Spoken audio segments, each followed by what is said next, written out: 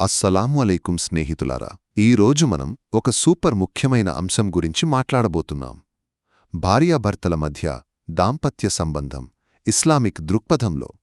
కొందరికి ఈ విషయం కాస్త సంకోచంగా అనిపించవచ్చు, కాని ఇస్లాం ఒక పూర్తి జీవన విధానం.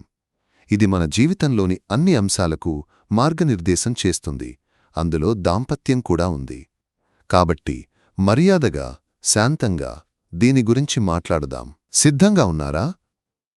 ఇస్లాంలో భార్యాభర్తల సంబంధం కేవలం శారీరక విషయం మాత్రమే కాదు. ఇది ప్రేమ, కరుణ, విశ్వాసం కలిసిన ఒక ఇస్లాం భార్యాభర్తలకు పరస్పర సంతోషం కోసం చాలా స్వేచ్ఛ ఇస్తుంది. కాని కొన్ని సరిహద్దులు ఉన్నాయి. ఉదాహరణకు, గుద సంబంధం పూర్తిగా నిషిద్ధం. ఒక హదీసులో ముహమ్మద్ నబీ సల్లల్లాహు అలైహి వసల్లం చెప్పారు, ఋతుస్రావ సమయంలో లేదా గుదంలో భార్యను సమీపించేవారిని అల్లాహ్ శపిస్తాడు. శారీరక సంబంధం గోప్యంగా, ఇతరులకు తెలియకుండా జరగాలి. శారీరక సంబంధం హఠాత్తుగా జరిగేది కాదు. దానికి ముందు ప్రేమ, సాన్నిహిత్యం, మాటలు, సంభాషణ ఇవన్నీ అవసరం. ముహమ్మద్ నబీ సల్లల్లాహు అలైహి వసల్లం చెప్పారు, నీ భార్యను సంతోషపెట్టు. ఒక చిరునవ్వు, ఒక అందమైన మాట, ఒక చిన్న బహుమతి ఇవన్నీ బంధానికి మాయాజాలం చేస్తాయి. శారీరక సంబంధం తర్వాత గుస్లు తప్పనిసరి. ఇది శుచిత్వంలో భాగం. నమాజుకు ముందు ఇది ముఖ్యం. ఈ సమయంలో కూడా ప్రేమ చూపించడం, కలిసి సమయం గడపడం ఇది బంధాన్ని మరింత దగ్గర చేస్తుంది.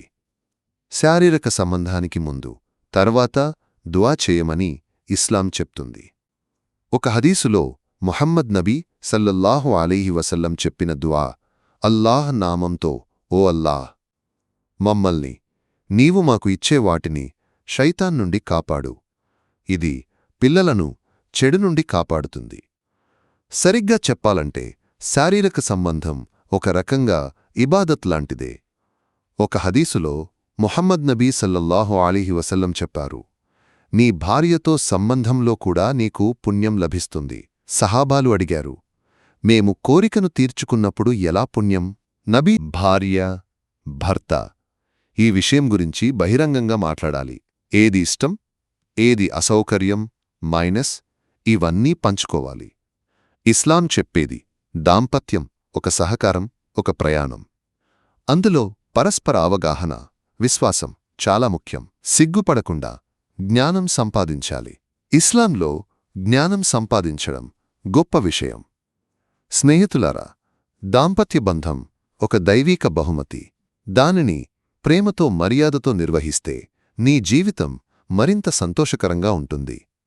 ఈ చిన్న మార్పులను ప్రయత్నించి చూడు, నీ బంధం మరింత ప్రకాశవంతం అవుతుంది. ఈ వీడియో నీకు నచ్చితే లైక్ చెయ్యి, షేర్ చెయ్యి, మా ఛానల్ను సబ్స్క్రైబ్ చెయ్యి. నీ అభిప్రాయాలను కామెంట్లో చెప్పు. అల్లాహ్ మిమ్మల్ని అందరినీ కాపాడుగాక.